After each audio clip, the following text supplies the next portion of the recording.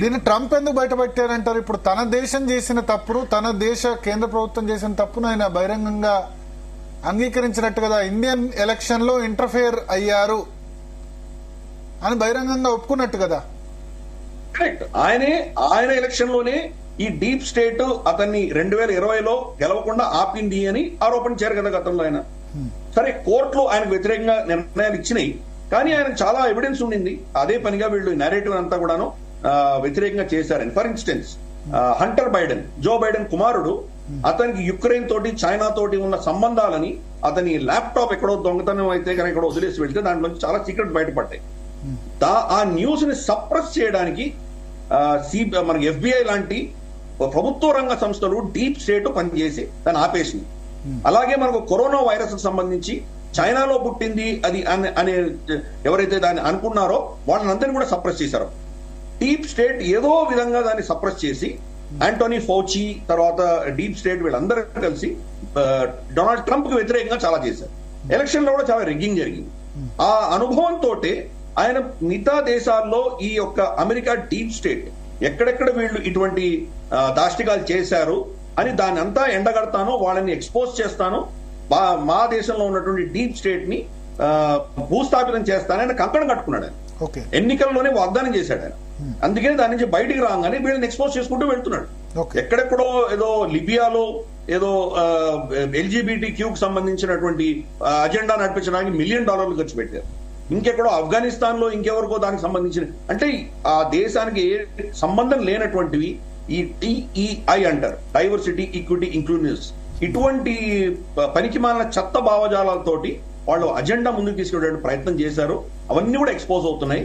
దాంట్లో regime change అనేది వాళ్ళు చాలా కీలకమైంది. సమంత పవర్ కావచ్చు, లేదా మనకు డొనాల్డ్ లూ కావచ్చు, లేదా మనకు ఇటువంటి వాళ్ళందరూ ఒక అఫ్రీన్ అఖ్తర్ లాంటి వాళ్ళు, వీళ్ళందరూ కూడాను మనకు ఒక రెజీమ్ చేంజ్ ఎక్స్పర్ట్స్ కింద భావిస్తారు.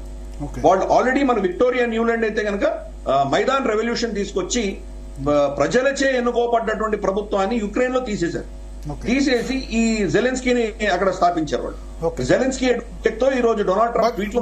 బట్ ఇప్పుడు భారతదేశంలో ఎవరో ఎలక్ట్ అయ్యేందుకు, మోడీని ఓడించేందుకు ప్రయత్నం చేసిందన్నప్పుడు దీన్ని లీగల్ గా ఫైట్ చేయొచ్చా? అమెరికాలో అటువంటి అవకాశం ఉంటుందా? ఆ ప్రభుత్వం అక్రమంగా ఖర్చు పెట్టింది, లేకపోతే దీని మీద ఇన్వెస్టిగేషన్ చేయొచ్చా? ఇన్వెస్టిగేట్ చేసినంత మాత్రం దీనిలోంచి ఏమి రాదు. కోర్టులలో మీరు దీన్ని ఏమి ప్రూవ్ చేయలేరు. ఎందుకంటే ఈ దేనికి ఖర్చు పెడుతున్నారో దాని పేర్లు చాలా అద్భుతంగా ఉంటాయి. భారతదేశంలో ఓటింగ్ పర్సెంటేజ్ పెంచడానికి మేము ఖర్చు పెడుతున్నామని చెప్తున్నారు వాళ్ళు. దీన్ని ఎవరు ఆక్షేపించగలరు? ఎవరు డీటెయిల్స్ ఇవ్వాలి కదా, ఎవరెవరికి ఎంత ఫండ్స్ ఇచ్చారు, ఓటింగ్ పర్సెంటేజ్ పెంచేందుకు ఏ సంస్థ ఇస్తారు. అది మన దేశంలో మన ప్రభుత్వము, మన యంత్రాంగం దాని గురించి వాకప్ చేయాలి. కానీ అది విదేశాల్లో దాని కనుక పంపిణీ జరిగితే మనకెలా తెలుస్తుంది? అది మనం అడగలేం కదా దాన్ని. వాడు దాన్ని ఎవరెవరికి ఇచ్చారు? ఎందుకంటే నేను చెప్పాను కదా, ఒక వలయం నెట్ లాగా ఉంటుంది. డైరెక్ట్ గా అమెరికన్ గవర్నమెంట్ నుంచి భారతదేశంలో ఉన్నటువంటి న్యూస్ పోర్టల్ కి రాదు. దాని మధ్యలో లేయర్స్ 4 ఉంటారు.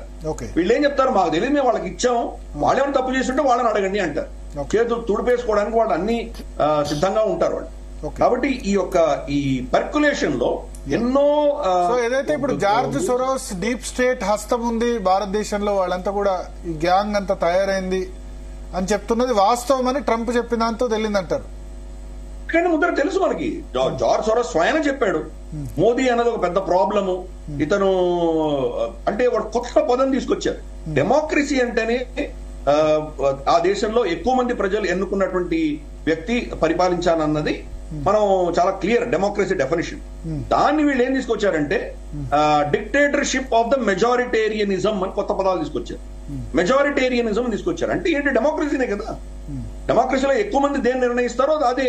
ఇప్పుడు 100కు 100 మంది ఒకరిని ఎన్నుకోవాలి అని చెప్పేసి నిర్ణయిస్తే అది వాళ్ళ నిర్ణయం. అది డెమోక్రసీ కాకుండా ఎలా పోతుంది? అది వాళ్ళ పరిభాషనే వాళ్ళ అవసరం ఉన్నప్పుడు వాడుకుంటారు, లేనప్పుడు తీసేస్తారు. మన రొమేనియాలో గెలిచినటువంటి ప్రభుత్వాన్ని రష్యన్ ఇంటర్ఫియరెన్స్ ఉందని వాళ్ళు కొట్టిపడేశారు. కాబట్టి అలాగే మనకు వాళ్లకు ఒత్తాసు పలుకుతున్నటువంటి ప్రభుత్వాలు ఏవైతే ఉంటాయో, ఫర్ ఇన్స్టెన్స్ మనకు అల్జీరియాలో ఎక్కడో ప్రభుత్వం 100% అతనికి ఓట్లు పడి అతను గెలిచాడు, అతను మనం చాలా అద్భుతంగా గెలిచాడని కంగ్రాచులేట్ కూడా చేశారు. ఓకే. అలాగే ప్రజలచో ఎన్నుకోబడ్డటువంటి హసీనా వాజిని తీసేశారు. యా. ఈ డీప్ స్టేట్ వాళ్ళ రూల్స్, వాళ్ళు పెట్టుకున్న రూల్స్ ని వాళ్ళే వాళ్ళకి కావాల్సినట్టు ఉల్లంఘించుకుంటూ ఉంటారు. ఇప్పుడు మీరు కొన్ని సంస్థల పేర్లు చెప్పారు. ఏం లేదు. బిల్ మరి అండ్ ఇంకెవరైనా దాన్ని ఏమైనా ఉల్లంఘిస్తే మాత్రం అది చాలా డెమోక్రసీకి విరుద్ధంగా, రాక్షసత్వంగా, నిరంకుశత్వంగా వాళ్ళు చిత్రీకరిస్తారు. ఇప్పుడు మీరు సో ఇది ఈ పంథాలో మీరు కొన్ని సంస్థల పేర్లు చెప్పారు. నిరంకుశుడిగా అతను చిత్రీకరించేటువంటి అవకాశాలు వాళ్ళకు ఉన్నాయి. యాక్చువల్ గా మోదీ గారు ఎంత డెమోక్రటిక్ మనం చాలా క్లియర్ గా ప్రూవ్ చేయొచ్చు.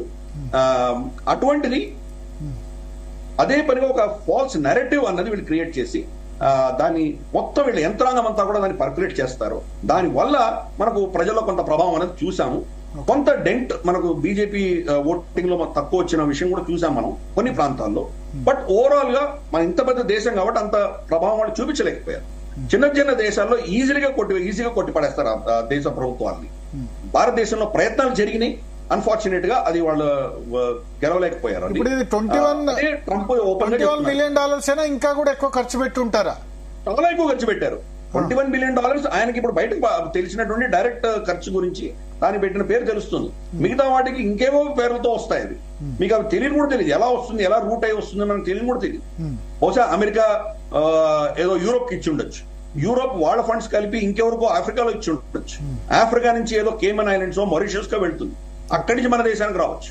సో ఇంత పెద్ద డొంక ఉంటుందండి. అంత సునాయాసంగా మీరు పట్టుకోలేరు, వాళ్ళని ప్రాసిక్యూట్ చేయలేరు. కోర్టులో వెళ్తే కూడా కోర్టులో మీరు ఏమీ ప్రూవ్ చేయలేరు. అటువంటి అంశాలు ఉంటాయి. మేము ఎలక్షన్స్ ప్రభావితం చేయడానికి రాలేదు, ఇక్కడ ఇంకా పారదర్శకంగా ఉండాలి అని చెప్పి ప్రయత్నం చేస్తున్నాము అంటారు. కానీ దాంట్లో వాళ్ళు ఎంతమంది ఫేక్ నెరేటివ్స్ తీసుకొచ్చారు, ఎంత ఫేక్ కంటెంట్ వాళ్ళు పుష్ చేశారు, ఇవన్నీ ఎవరు ప్రూవ్ చేయగలరు? ఇవన్నీ కూడా మనకు సోషల్ మీడియాలో ఎంత ఫేక్ ఉందో మనం చూస్తున్నాం. మనము దాన్ని మనం ప్రూవ్ చేసి కోర్టులలో చట్టాలలో మనం మార్పులు తీసుకొచ్చేంత వరకు దాన్ని ఏం చేయలేము. కోర్టులో ఒకవేళ ప్రూవ్ చేసినా కానీ మహా అంటే క్షమాపణ చెప్తారు. ఇప్పుడు కొన్ని ఆర్గనైజేషన్స్ పేరు చెప్పి అంత భయంకరంగా రఫాయల్ గురించి అంత మాట్లాడినప్పుడు, కోర్టులో తిట్టినప్పుడు సింపుల్ గా ఒక సారీ చెప్పేస్తే అయిపోయింది. సో అది ఎప్పుడో 2-3 ఏళ్లకి చిదంబరం గారి దగ్గర నుంచి తీసుకొని, కపిల్ సిబ్బల్ దగ్గర నుంచి తీసుకొని, కేజ్రీవాల్ దగ్గర నుంచి తీసుకొని అందరూ క్షమాపణలు చెప్పారు కోర్టులలో. కానీ ఎన్నికలప్పుడు మాత్రం ఇవన్నీ చెప్పేస్తారు వాళ్ళు. కాబట్టి ఈ మన సిస్టమ్ లోనే ప్రాబ్లం ఉంది. దాన్ని వాళ్ళు ఆసరాగా తీసుకుని అడ్వాంటేజ్ తీసుకుంటున్నారు.